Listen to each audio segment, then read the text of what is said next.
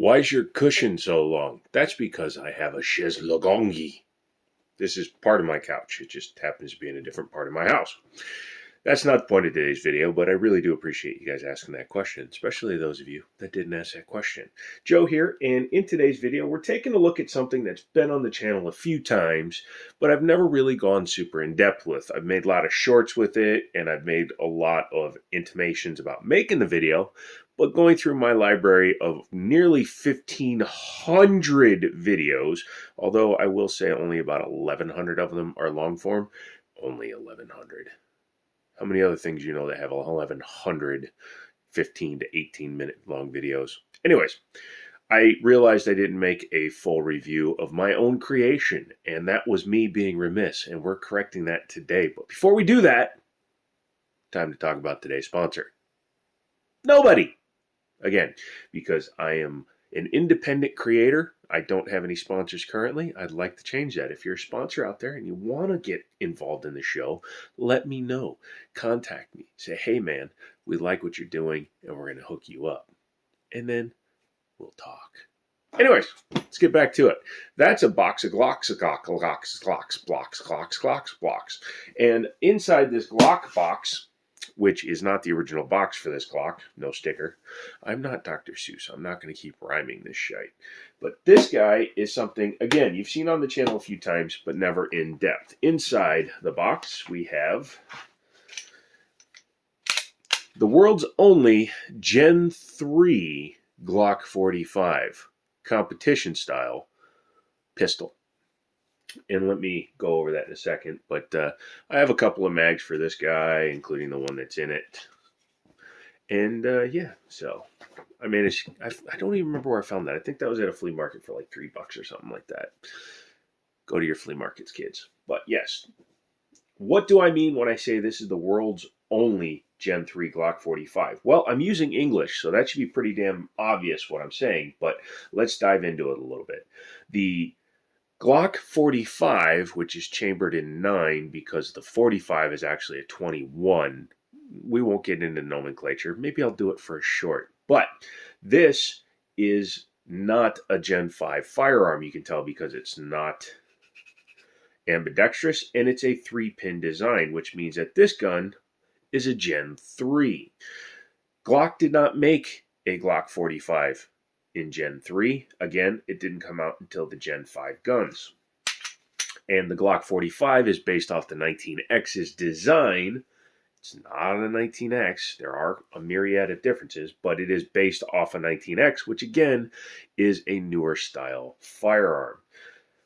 I've also heavily modified this gun. I heavily modified it because when I bought it, it was heavily modified. When I originally purchased this gun, the previous owner, J-Rod, you know who you are. This guy had cut the frame on this gun so that he could run Glock 26 mags. Glock 26 mags are the itty-bitty small frame Glock in 9mm. Double stack, it's what, 10 rounds, something like that? But he liked the longer slide with the shorter frame. Nothing wrong with that. A lot of guns nowadays do that. The G4 XL, the 365X, a few different guns have that same design, but for some reason he decided to cut a perfectly good Glock frame, because this is an original Glock frame. It's not a aftermarket Grey Ghost Precision or anything like that. But anyways, he cut it up. I bought the gun pretty cheap. Very cheap. I bought it from Middletown Firearms. Check them out, Middletown Firearms, Middletown, Virginia, all that good stuff. Google them, Kit, link them, blah, blah, blah, blah, blah. And I bought it because nobody else wanted it, because, again, he cut a 19. And I had a few different ideas running through my head. If I were to take the silicone carbide off, you would see 2 holes in the side of this gun. Because originally I was creating a real Frankenstein gun. I was creating what I was calling the Glock 1911X. Because I wanted to put 1911 grip panels on this thing. I abandoned that, though, when I started rebuilding it. And how I rebuilt it was a pretty much shite show. And I'll show you inside of it. It's not 100% done yet because I have to fix a little bit of some of my work, but it's close to being done. But I took, and this is the best part, a Magpul AR-15 mag, reinforced it with some little metal strips, and I put it in here and rebuilt the mag well, and I made it longer. If you notice, That's a 17 round magazine out of a Glock 17. Huh, weird, right? Glock 17 has a 17 round 9mm mag, but a Glock 19 has a 15 round mag. We'll get back, again, different video for all that stuff. Anyways, but as you can see, fully functioning, nice and smooth, except for this one little area where I took too much material off, which I intend to fix. I just haven't gotten around to it because it doesn't affect the functionality of the gun as it sits today. Another thing I did was I fully changed the grip angle. If you look at it, you will see that the grip angle on this firearm is basically a 1911 front strap with a Beretta rear strap. I found it to be very comfortable. When I was modifying this, number one, Glock will replace a frame that's been damaged for like $100. If you send back your original frame and $100, they will send one to your FFL. You just usually have to pay an FFL transfer fee. But I was building up this grip, and I was like, God, that feels really good, and it fit in my hand nice because I'm a 1911 guy. And if you notice, I don't have the Glock a little bit down position because, again, the back strap has been recontoured to my liking. The front strap is really to my liking. I took as much material off as I could so that the mag basically just fit in the front. So you can see it's exactly the same angle as the mag in the front. And again, works perfectly. So I did that. I was originally going to repaint the frame. I was just going to do it a nice smooth black, but I also thinned out the grip. Now, it looks a little bit off kilter. That's because I eyeballed it. I will admit that, but it's actually more of a right-hander gun because it doesn't feel quite as good in the left hand. It's kind of like a target pistol when it's designed to fit in your right hand if you're right-handed or left hand if you're left-handed. But this gun, when I was modeling it and modding it, I think I was doing it specifically with my right hand. Now, I do shoot both hands. I do shoot ambidextrously because I was trained to do self-defense shooting and what happens if you lose the ability to use an arm. Plus, I have a degenerative nerve damage. So some days, one of my hands just doesn't want to work. I've had days where I'll pick something up and immediately drop it because my hand just doesn't work. And in that case, maybe I need to go switchy. But it still feels better than a stock Glock even in this hand. You'll also notice it's got a magwell on it, but that magwell is not screwed in. Well, it is, but it isn't because there was no place to screw it in. You'll also see that it's absolutely flush with the magwell and the magazine, the body, because I molded it to this frame. This thing is designed to be on here. It's a Glock magwell that I molded, and then you can see I took the silicone carbiding all the way down to the edge. I also polished the shite out of it because why not? It was a black one. It didn't look good because of all the sanding I was doing, so I just took all the material off. I think it looks cool in a aluminum bare kind of way, and it is just aluminum, and it does aid in feeding your firearm. Now, Glocks are not hard to load mags into, especially if you use the right technique. Finger on the front of the mag, insert, and you're good to go. But yeah, as you can see, it's pretty much set up to go. On the top here, this is an aftermarket slide. I don't know who makes it. My buddy Daniel sent me a picture of one. He said, hey, I got this at the store because it has a threaded barrel. Hang on a second.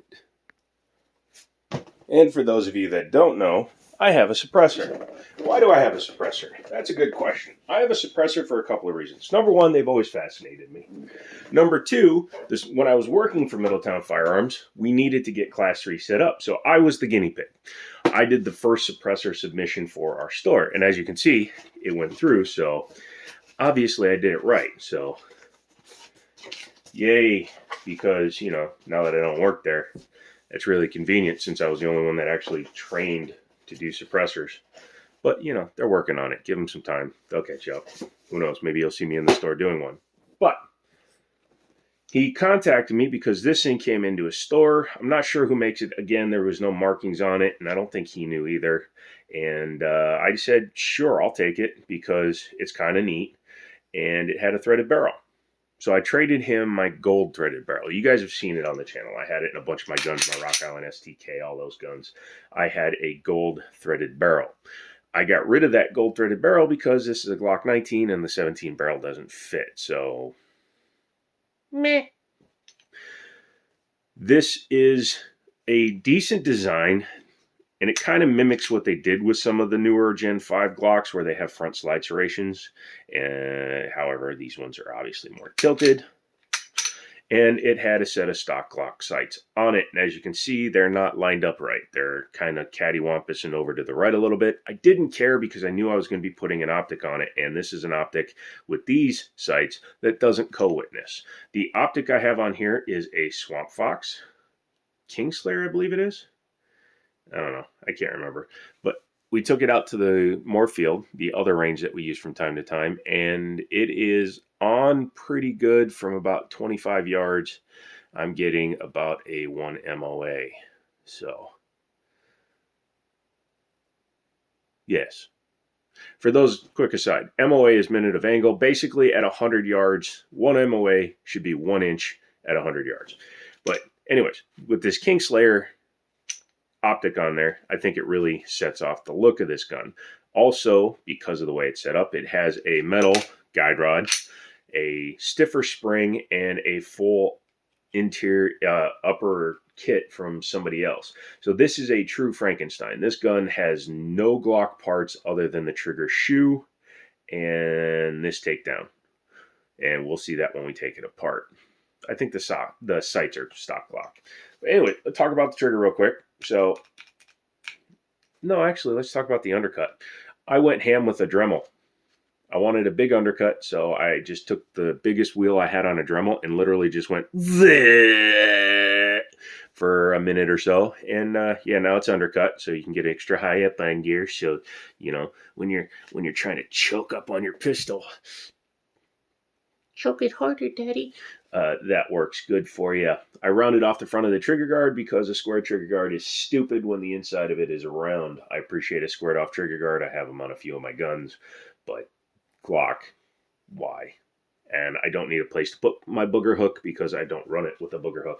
Also, being a Gen 3, has the Glock accessory rail, not the pick rail of the Gen 5.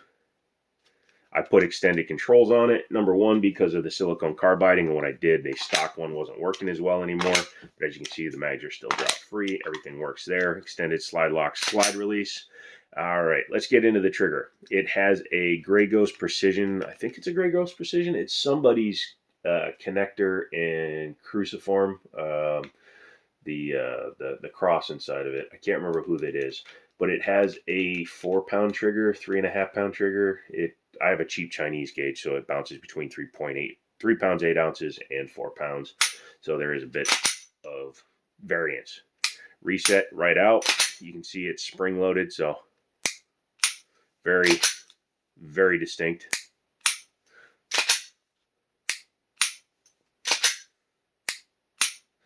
Pushes you right back out to the wall, instantly back into the next shot.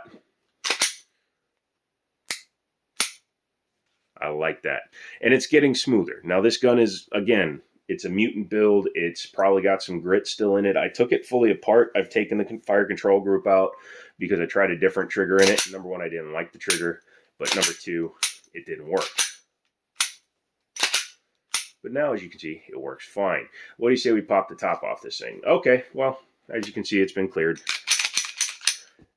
Grabbing the optic, by the way, when it's cut into the slide like that, it's designed for this footprint.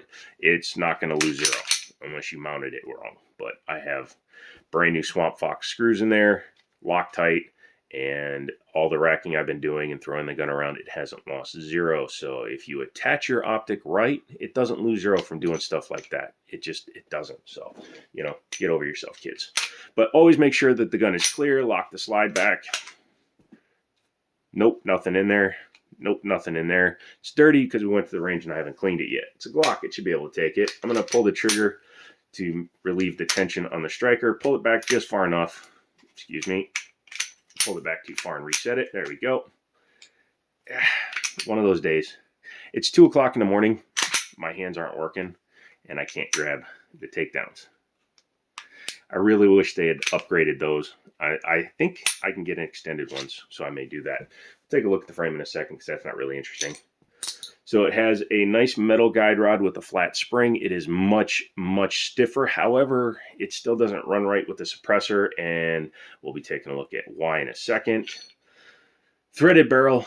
I have a threaded barrel protector. I just don't know where it is right now, and I will install it on there when we're done here. I may polish out the barrel to take all the finish off. That way it'll have a stainless look to the barrel as well as the magwell.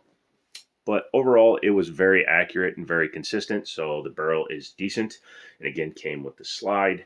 Inside, it is just stock Glock makeup inside of it. And you can see I've taken a lot of material off, but I can clearly see where it's dragging a little bit still.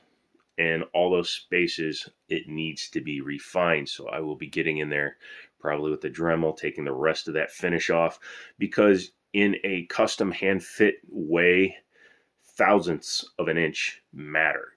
A thousandths of an inch can cause an engine to seize up. Well, guess what? A handgun, if it's too precisely matched, can have the same issues. Ask anybody that owns a Nighthawk Custom or a Court pistol. They can jam up because their tolerances are so damn tight.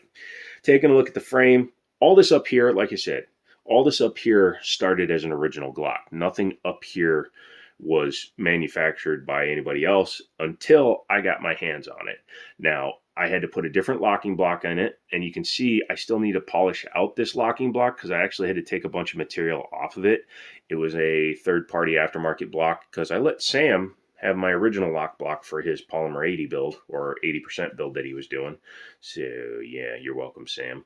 And then it's got the trigger bar and that thing. I call it a crucible, but I know that's the wrong word. Crucifix, cross, whatever. Glock armor right here, and I don't know what the hell it's called because, you know, I know how to work on them. I don't give a crap what the book says. And yeah. But yeah, overall, it's a pretty simple design. I'm going to go ahead and throw it back together now. Reverse of taking it apart. Grab your slide, take your burl. I don't know, I'm talking like Paul Harrell today. Grab your burl. Take your spring. Like I said, this one's a little bit tighter than a stock one. I may try going with a lighter one to see how that responds to the suppressor. I don't know if too tight is causing it to jam up. I know that's a weird thing to say. I'm a suppressor noob, kind of. I've only put a few hundred rounds through one, and I only own one, so I might be wrong. But then I'm going to take the gun, take the slide. It's, again, getting smoother, and we put it back together. Still not 100% sure about the draconian laws with YouTube and suppressor threading. So I'm going to kind of do it while I'm talking to you. You can see the gun rotate as I tighten it up because, you know, why turn the suppressor? This is more entertaining. Don't forget to get subscribed while you're watching this because this kind of entertainment don't come cheap, baby. It really doesn't. Suppressors, I don't care. Suppressors are not cheap. They have a $200 tax stamp, which is a legacy tax, and we'll talk about that in some other video. But yeah, the total cost of purchasing this exact suppressor, and I've sold a 45 caliber design one to a guy. My actual 45, I was going to buy a 45 and a 9. But if you want to buy this suppressor and do your tax stamp, it's about $1,000. $1,100 if you add a trust. But as you can see, that is a pretty sexy design. And the gun is back together. It's a movie. You've seen it at the range. You know that the suppressor is very quiet. The gun, again, I still don't have 100% functionality out of it, and I will be working on that. And as I get that, I will keep you guys updated. If you like this video, make sure to leave me a thumbs up, a comment, a subscription would be awesome. Maybe consider becoming a member of the channel. I'm trying to batch film more videos. I get into these cycles where I'll batch film like 7 or 8 guns, and then I'll upload them all, and then I'll just get lazy and forget to make new videos. I'm sorry. I will get better at that, especially since I quit my job. So now I need to, well, not need to, I can focus my time on the channel here. So put Swamp Fox in the comments so people will be confused, because I'll be the only one that knows what it means. You'll be the only ones that knows what it means. But the people that only watch for a minute, they'll be like, why does he keep putting Swamp Fox? Are they bitching about the Swamp Fox? Maybe the Swamp Fox isn't as good as I thought. Maybe I should watch the whole video. All that good stuff. If you want to become a sponsor of the channel, reach out to me through my email. It's in the About section. Come back for another video. I might do it on this couch. I might do it on that couch. Either way, the couch is here to stay. Couch ain't going nowhere, baby. I'll be back with another video at the end of the week for long form. So come back for that. I love you guys, and I'll talk to you.